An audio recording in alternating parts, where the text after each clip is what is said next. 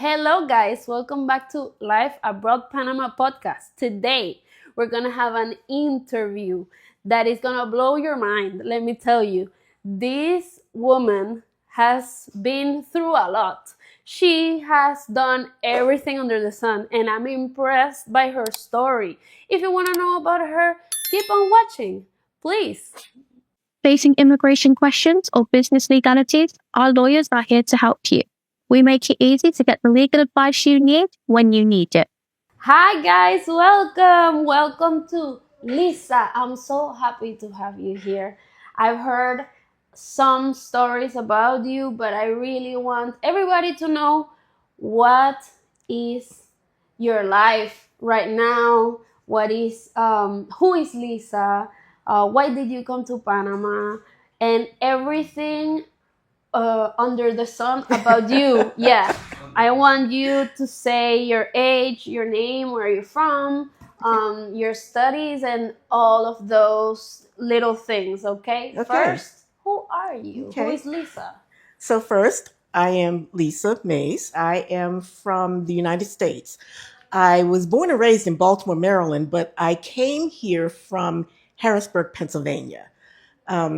I am by degree an electrical engineer. I went to Georgia Tech and the University of Maryland.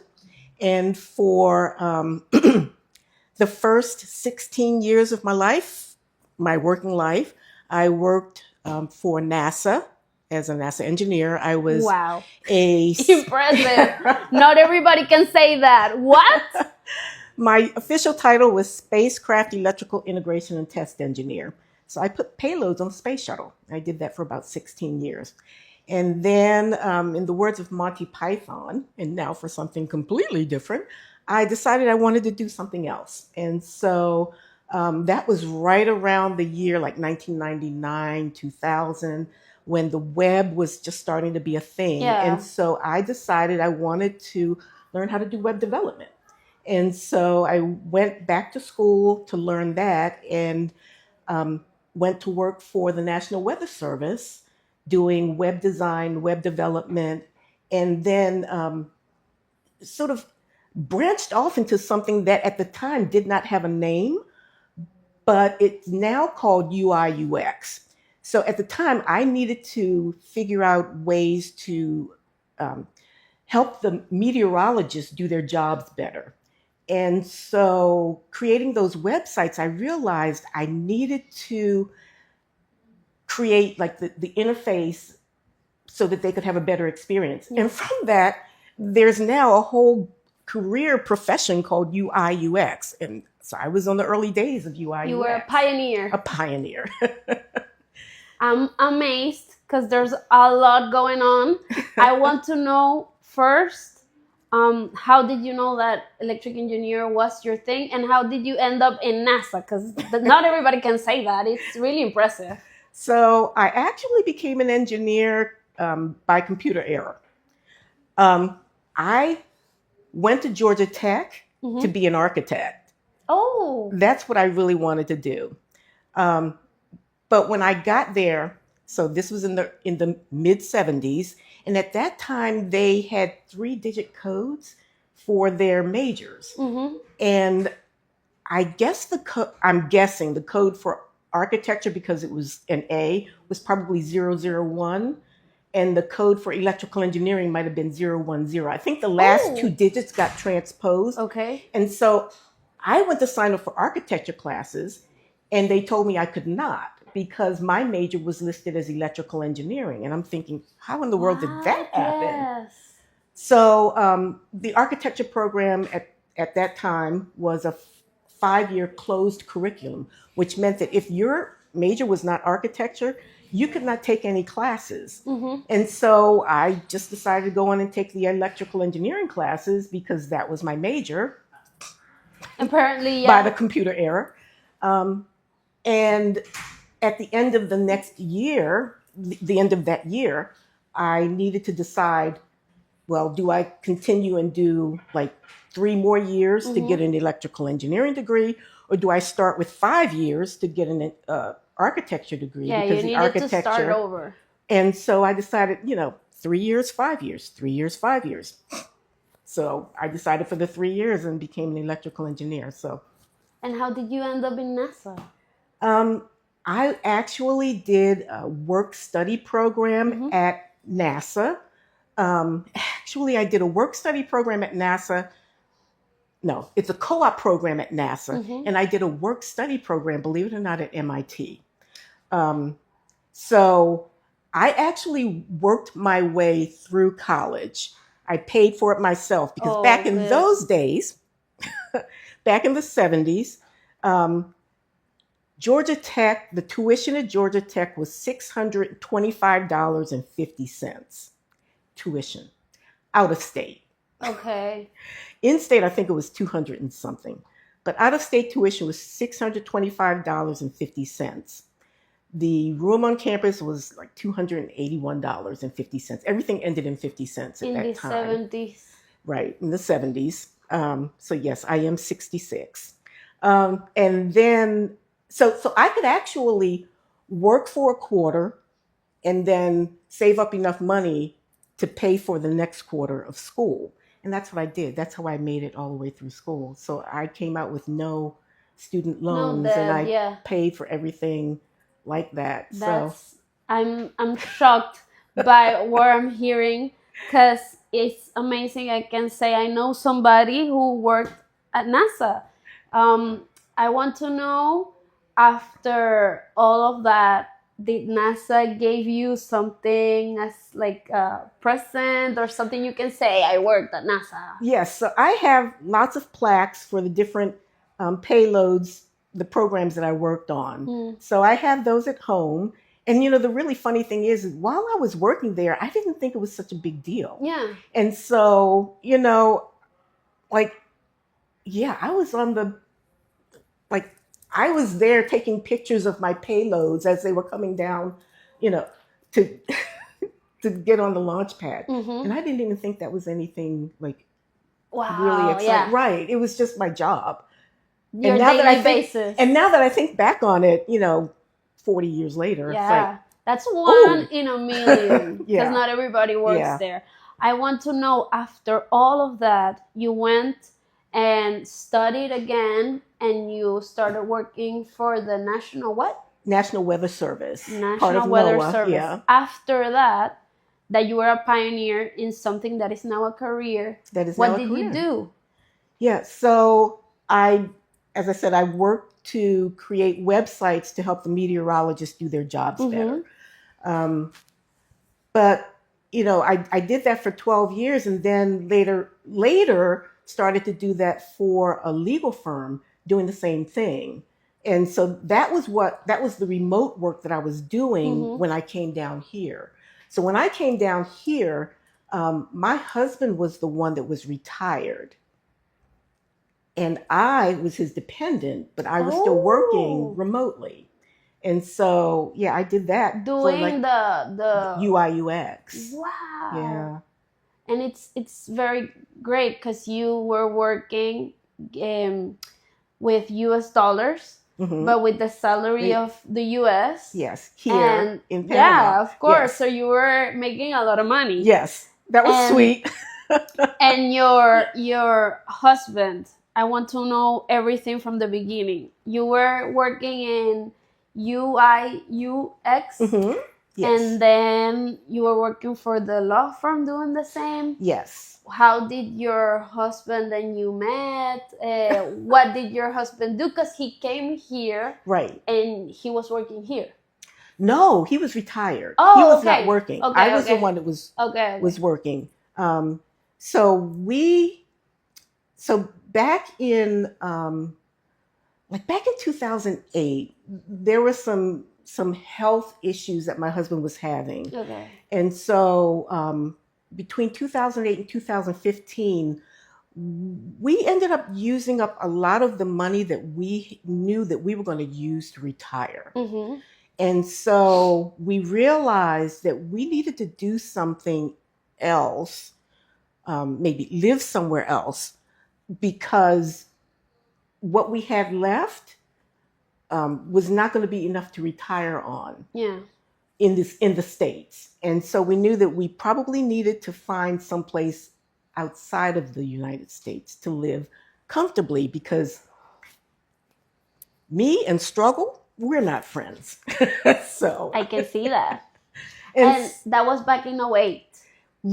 that was so yes, he started getting sick in '08, and by 2015 we knew we probably needed to find something else, have a plan B. Okay. And so my daughter was actually part of that impetus for me to get me thinking about living outside of the United States, because my daughter at the time had decided she also wanted to live someplace else. And she had packed up right after college and she moved to China. That's another story. Oh my God. And so she ended up living in China for 10 years. Wow. All over. So she's fluent in Chinese. She's and all fluent, of that. She yes. still lives there. No, she lives now in Tampa, but she is going to be What a change. She's going to be moving here hopefully within the next 30 to 60 days. Oh my So God. I'm really happy, excited, yeah. yes. But anyway, I saw where she just like packed up and moved to China. Like she didn't even know the language. Yeah. And she just packed up and moved. And I think right around the same time, I'm starting to watch HGTV, Home and Garden TV back in the States. Yeah. And I'm watching House Hunters International. And I'm thinking, maybe it's a good idea. Like, people do that. Like it really hadn't even crossed my mind that you could do that. And so now I'm seeing my daughter doing it, and I'm watching the people on HGTV do it, and I'm thinking, if they can do it, if they can do it, I can do it too. Why not think about that? Yeah. And so then I saw an article from International Living where it had like the 10 best places for people from the USA to retire. And Panama was in the top 3. And so that was when Panama first came on the radar for me, looking at that. And so I decided to look into that. And so then I started looking at other people who had YouTube videos, people who had moved to Panama. It was just like, Sounds good. Yeah. And that was in 2015, around 2015. 2015, yeah. So it's 10 years ago. Oh my God. And Panama changed a lot. And you have seen it. Yes. But I'm impressed. How did you made up your decision? Because that's you thinking about it and you say like, maybe it's good. I'm going to look into it. Yes. What were the steps you took? So we were thinking about coming like right around 2019. Right. But then we all know what happened in 2019. Oh my God. And so that didn't happen, but it was still like on the forefront of our minds. And so in 2022, my husband and I decided to take a trip for his birthday to come to visit Panama in March. And so we did. We came for 3 weeks. We spent a week in the city, a week in Bocas del Toro, and a week in Coronado. Nice. Yeah. And so after spending that much time in each one of those places, when we came home, I was really surprised. My husband said, "Oh, I'm ready to move." Because before I was the one that was like, I have my bags packed. When is the flight? Yeah. Because before I was always the one like gung-ho, like, let's do this. And he was just sort of like, oh, okay. But after we were here for those 3 weeks, he just knew. He was like, yeah, we're going to do this. I'm like, yeah, let's go ahead. And so he decided that in January of 2023, he was going to retire.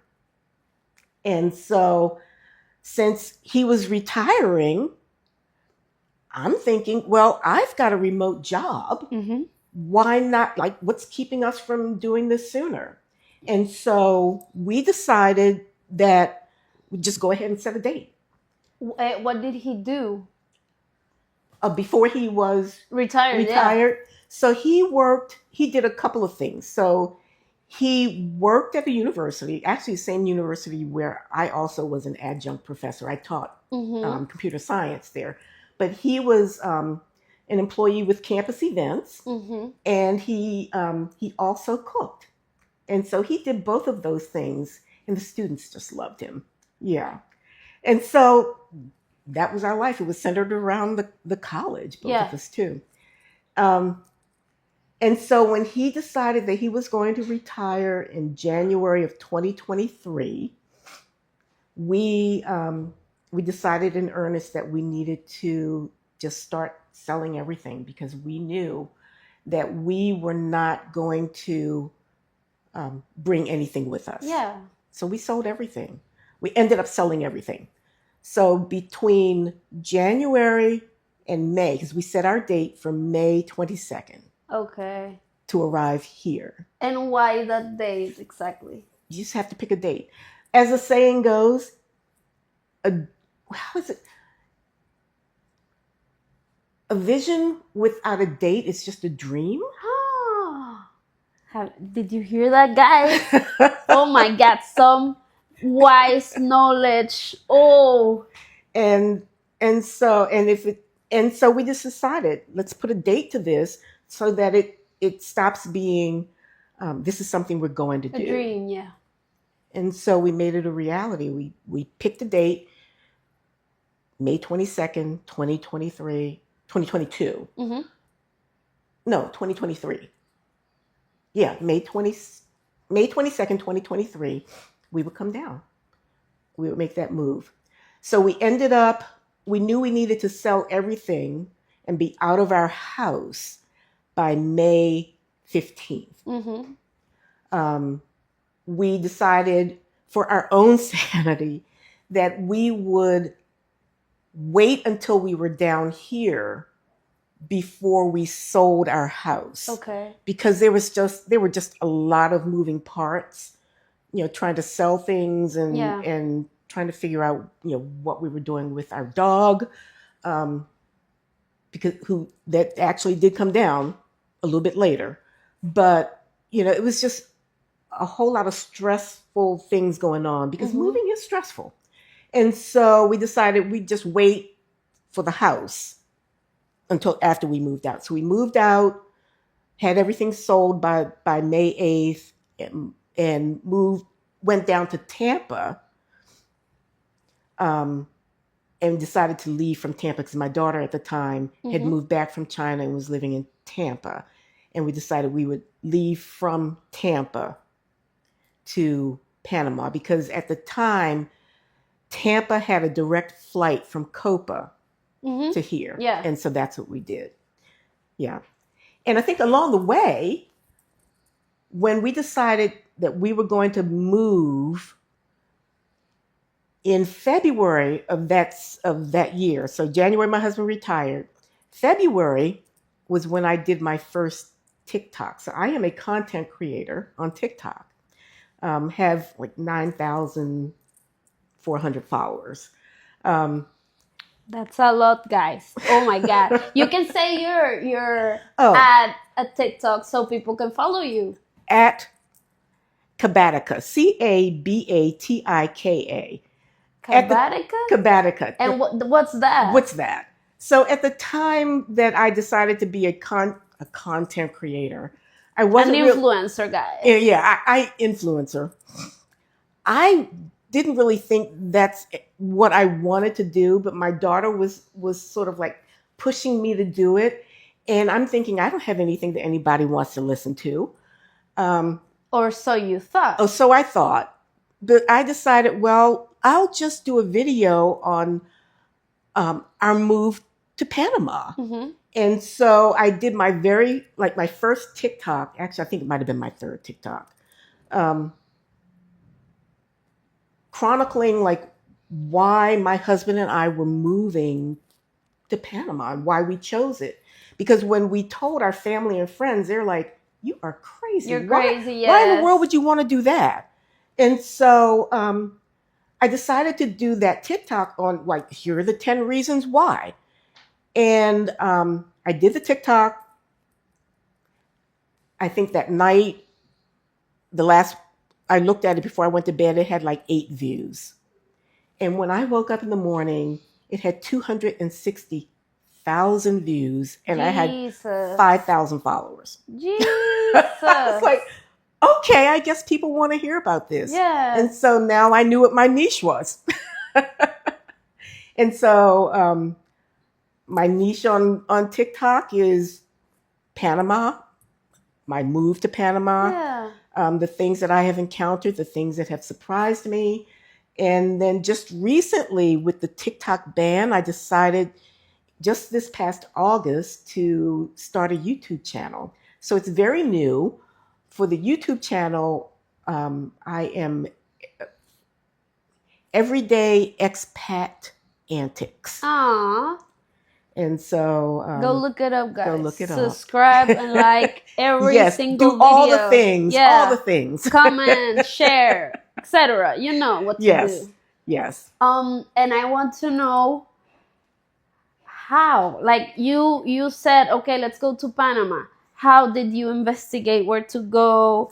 Good did you do a question. visa, the Okay. flights, all of it? Okay. So when we knew that this is where we were going to go, this is where we wanted to be, we decided, and after we had already done our first preliminary, like 3 weeks, Yes. checking out The little flight, yeah. Right. If we wanted to live in the city, if we wanted to live on the Caribbean side, which was Bocas del Toro, if we wanted to live on the Pacific beaches, which was Coronado. Yeah. You did a good research.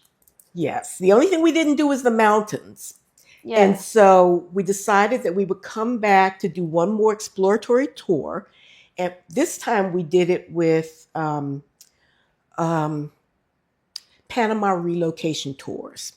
Ooh, I've heard that many times. There's a lot of Yes. people that do that. Yes. So, guys, if you want to come to Panama, just look for a page that is reliable, and you can come here on vacation and just to investigate. Right. There's no compromise. You can just come and look around, and if you like it, you stay. If you don't, you can go back. Find someplace else. Yeah.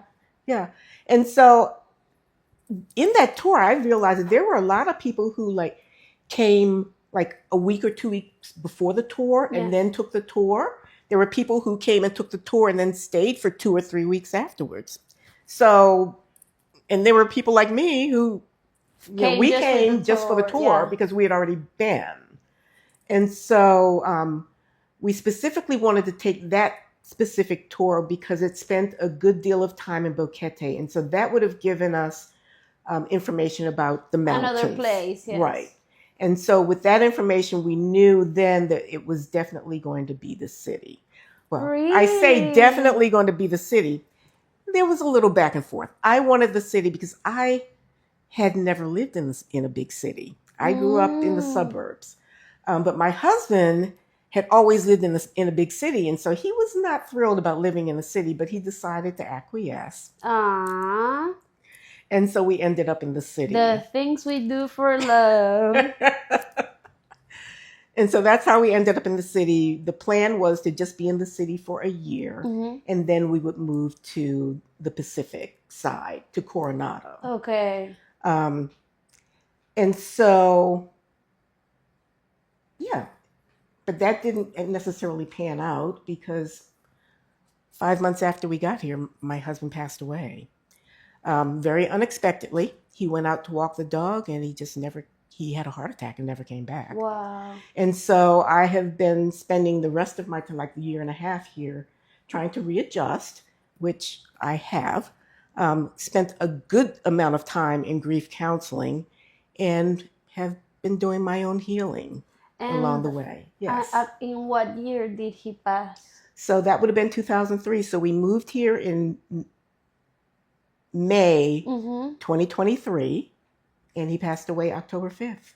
Wow. 2023. Wow. But at least he enjoyed his. Yes, he got to enjoy Yeah. 4.5 months of Panama.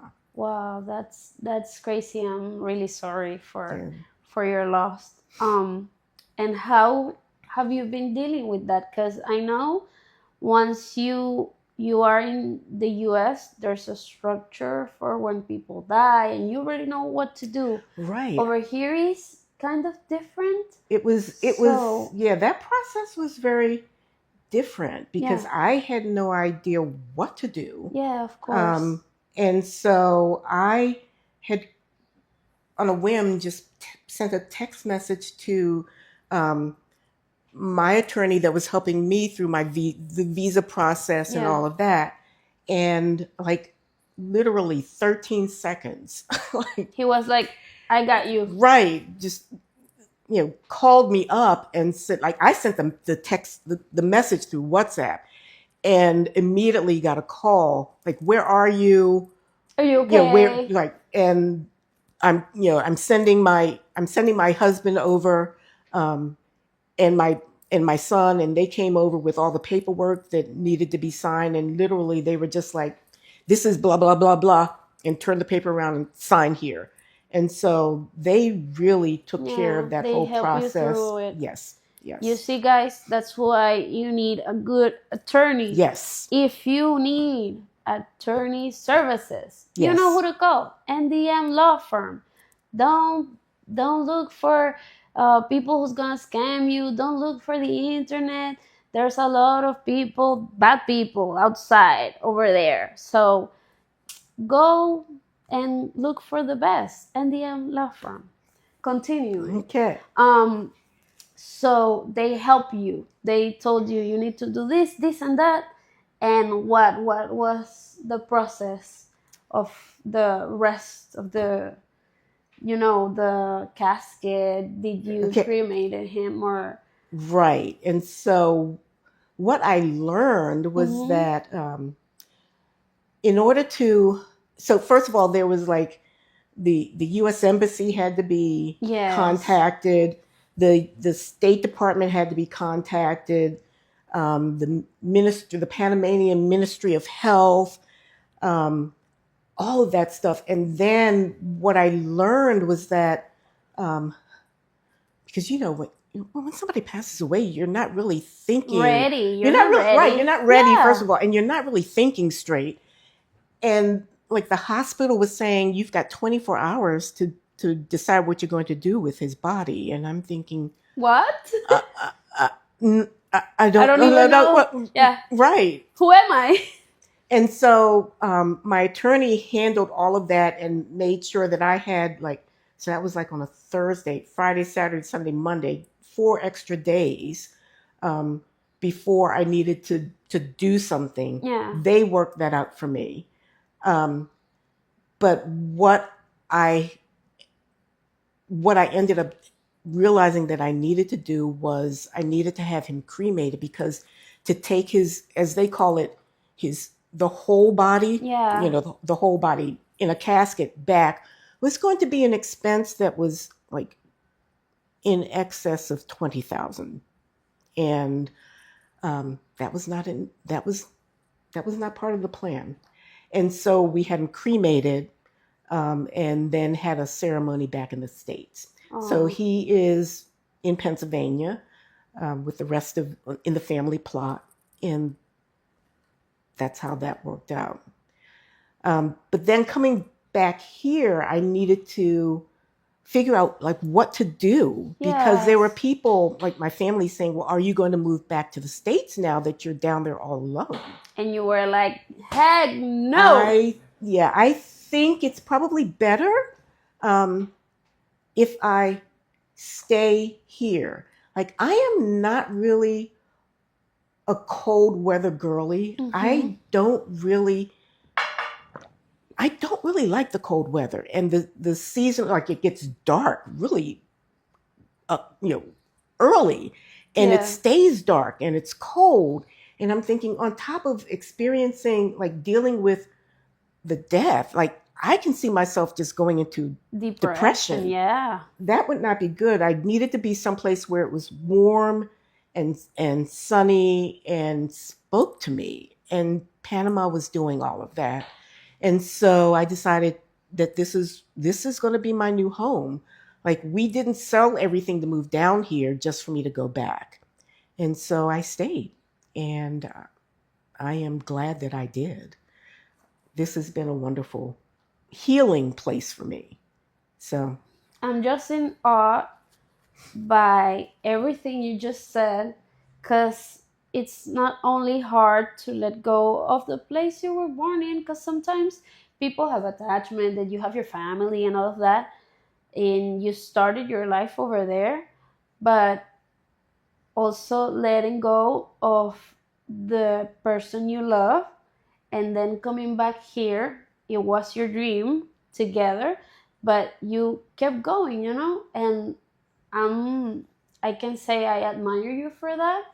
Yeah, it's pretty brave, and I'm also happy that your daughter is coming along, because it's very important to have a support system. I want to know, how did you handle grief in a place where you barely know somebody? So I did actively seek out a grief counselor because I was not okay. And I knew I was not okay. Yeah. And so I found a grief counselor and I met with her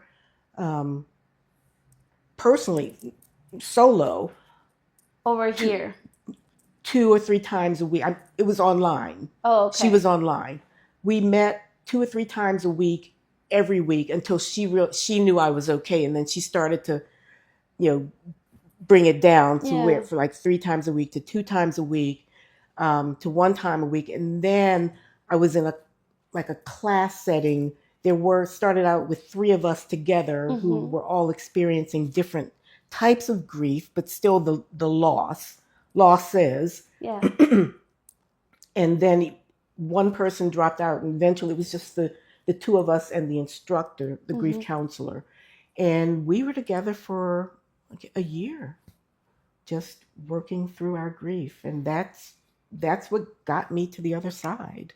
Now you have 2 years and counting that you have been here in Panama. Yes. You are turning 2 years in May, right? In May. May Yes. 22nd. Yes, I have another month. Will be my paniversary, as we like to call it. So your paniversary. That's paniversary. Cute. That's cute. And how have you been doing with community? Have you made friends? Yes. You have been having 2 years here, so have you learned any Spanish? Tell me everything. So, I have made a wonderful community of friends.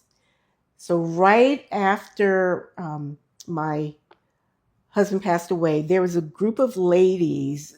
We would get together, and we started out getting together on a Thursday night, every Thursday.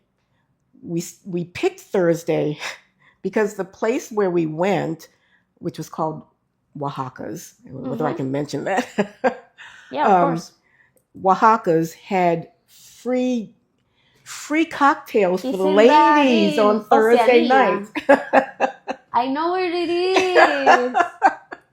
And so we just decided to get together every Thursday night, and we would just talk, and we just became really good friends. Yeah. Yes, everything, all the things, and from that, just branching out with other people. Like, they would introduce us to other people.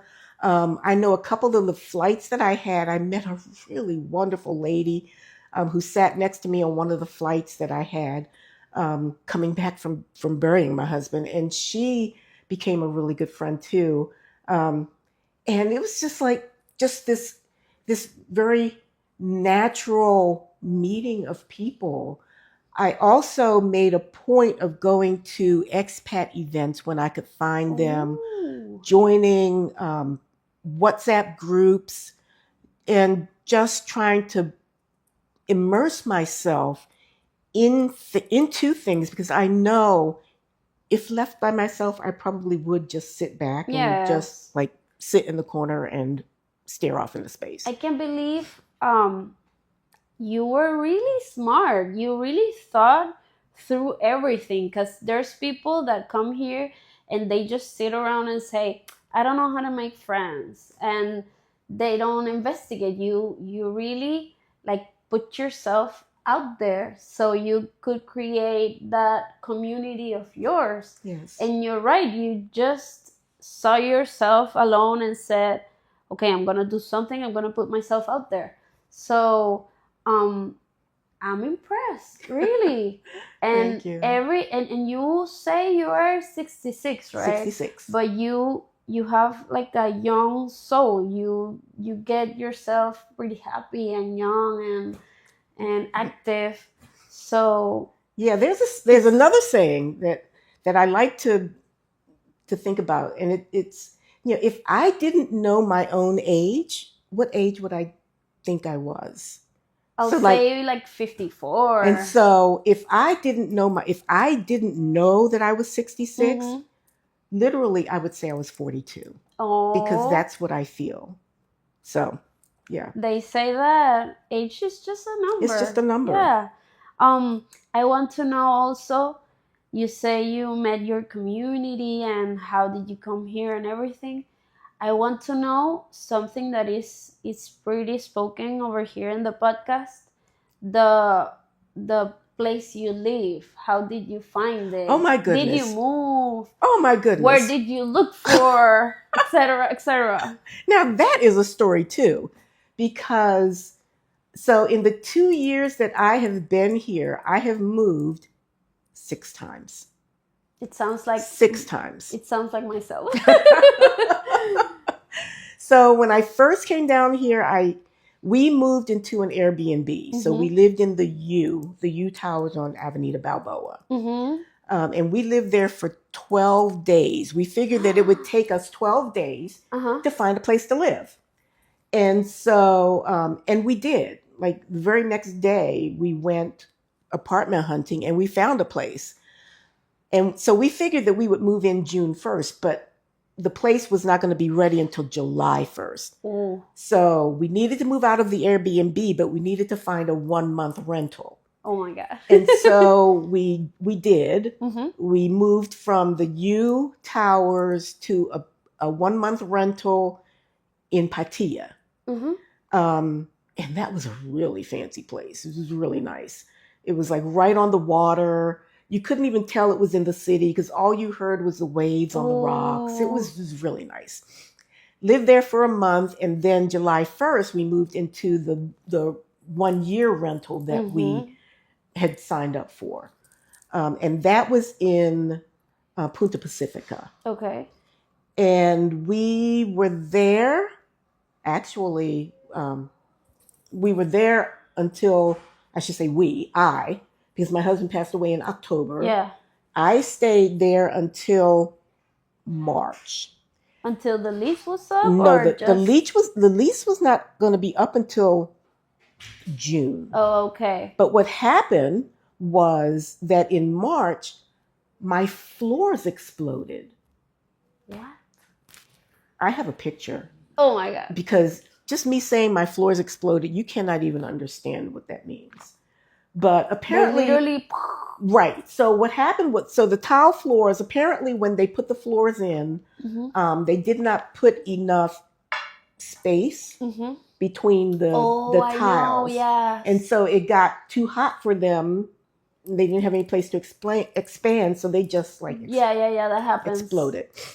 And so the owner had to move me out, and she moved me into the Sands, which is also on Avenida Balboa. Yeah, I know. Which one is it? She moved me to the Sands for 3 weeks while they fixed the floors.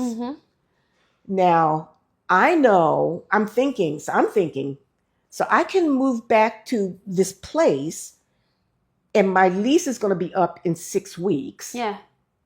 Which means then I'd have to move someplace else because I knew I was going to be moving because I didn't want to stay there. Yeah. Just because of the memories. I wanted to move someplace else. Of course. And so I said, well, I can move back with the new floors and then move again in 6 weeks, or I can just find another place Yeah. and just do another year lease, which is what I did.